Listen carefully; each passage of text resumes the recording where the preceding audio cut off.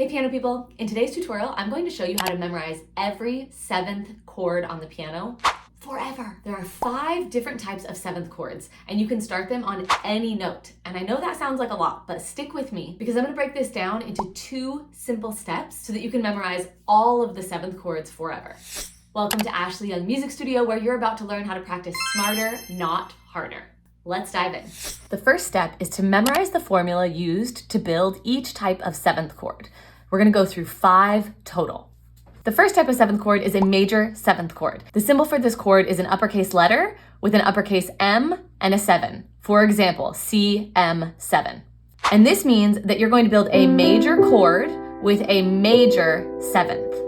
Now, if you know major chords and major intervals, then you can just follow that. But if not, stick with me. We're gonna take our starting note and we're gonna go up 4 half steps. 1, 2, 3, 4. And then we're gonna go up 3 half steps. 1, 2, 3. And then 4 half steps. 1, 2, 3, 4. And that is how you build any major seventh chord. So one more time, our starting note, we go up 4 half steps. A half step is just the distance from one key to the very next key. So starting note, 1, 2, 3, 4. 3 more. 1, 2, 3. 4 more. 1, 2, 3, 4. So starting note plus 4 plus 3 plus 4. Now our dominant seventh chord, this symbol is going to be an uppercase letter with a 7. For example, C7. Now we're only changing one note because this chord is always going to be a major chord with a minor seventh. So our first chord, the major seventh chord, was a major seventh, and to do a dominant seventh chord, we really just bring that top note, the 7th, down a half step. Now, the formula for this is going to be a starting note plus 4, 1, 2, 3, 4, plus 3, 1, 2, 3, plus 3, 1, 2, 3. And that's where we have our difference, right there. Next, we have our minor seventh chord. And the symbol for this chord is an uppercase letter with a lowercase m and a 7. Or sometimes you'll see it written as a letter dash 7. Now again, only one note is going to change between the last chord we looked at and this chord. So this chord is a minor chord with a minor 7th. So notice that the only thing is changing from a dominant 7th to this chord is the middle note, or the 3rd of the chord is going down a half step. So the formula for this one is our starting note plus 3 half steps. 1, 2, 3, plus 4 half steps. 1, 2, 3, 4, plus 3 half steps. 1, 2, 3. And that is how we build any minor seventh chord anywhere on the piano. Before I show you the last 2 types of seventh chords, I wanted to let you know that I have an upcoming free event that you are not going to want to miss. It's called Piano Practice Lab, and it's a 4-day event where you and I get to hang out in Zoom, and I teach you how to design a weekly practice routine that accelerates your progress consistently and moves you beyond the notes to confident musical expression. This is an event that I only do a couple of times a year, and I wasn't going to run it in June, but I had so much demand for it that I decided, why not? Seats are limited, so you wanna make sure that you register right now. The link is in the description and also on the end screen. Next, we have our half diminished seventh chord. The symbol for this chord is an uppercase letter with a lowercase m7 flat 5. That's a lot. Or you'll often see it as a letter with a circle with a slash, for example, like a C circle slash 7.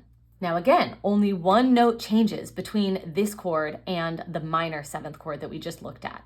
So a half diminished seventh chord is a diminished chord with a minor 7th. So our last one was a minor 7th chord where we had the 5th here, and now we're gonna lower that 5th to make it a diminished chord with a minor 7th.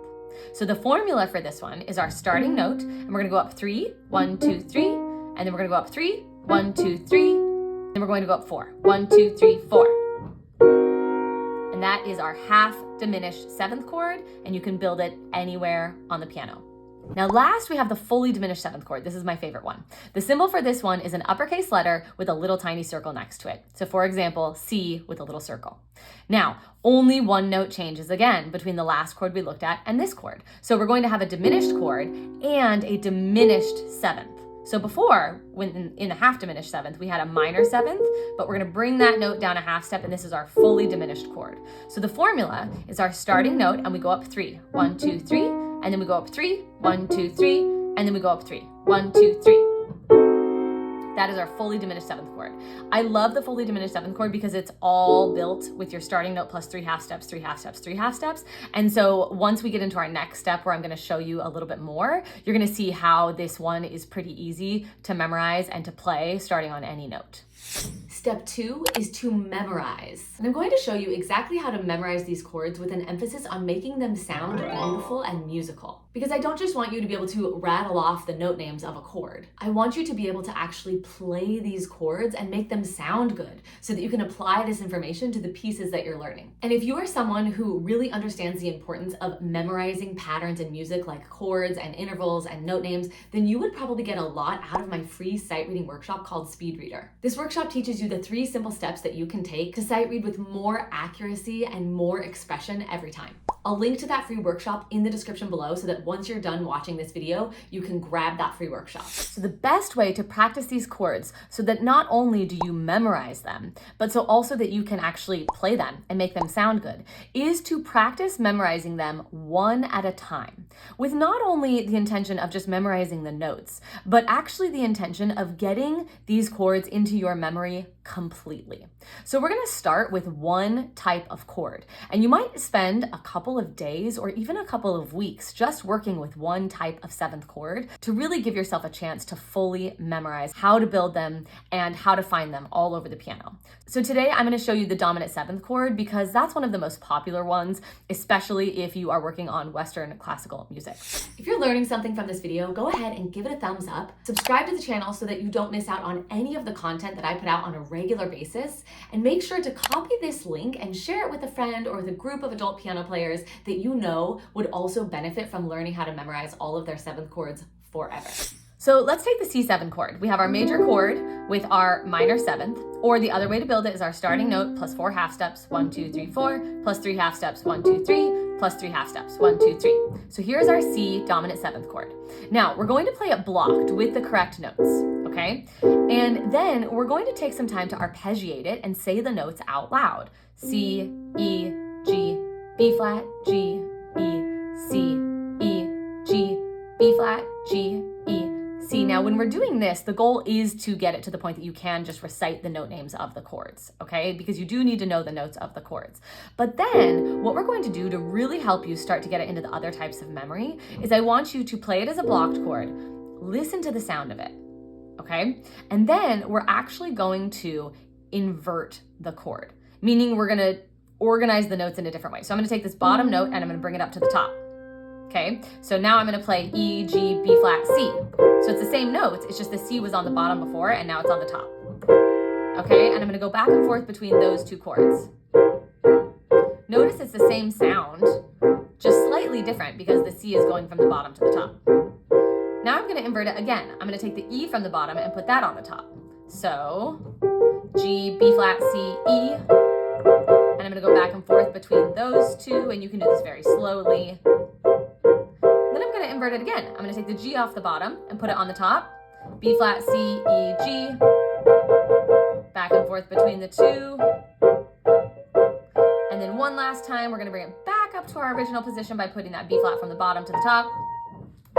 C, E, G, B flat. Now, this helps me get it into my ear, and also it helps my visual memory, because when you encounter 7th chords in music, you're not always going to be seeing them in root position, which is the formulas that I gave you, that gives you the chord in root position. But you're going to be seeing them in 1st inversion, in 2nd inversion, in 3rd inversion, and in root position. So practicing them in all of those different inversions helps you recognize them when you see them in music, and it also helps you recognize the sound of them and how they're going to feel underneath your hands. So you're going to do this with all of the chords. So we just did one dominant 7th chord. Maybe you just focus on memorizing this one for a day or 2, and then you do another dominant 7th chord. So let's say tomorrow you're going to go up to your F7 chord, and then the next day maybe you do your D7 chord, and then the next day maybe your A flat 7 chord. Okay, and you're focusing on dominant 7th chords until you feel like it's easy for you to recognize the sound, the feel, and the notes of the various dominant 7th chords. Then you will move on to perhaps the minor 7th chords or the major 7th chords, and you'll go through them in groups like this until you've memorized all 5 types of 7th chords.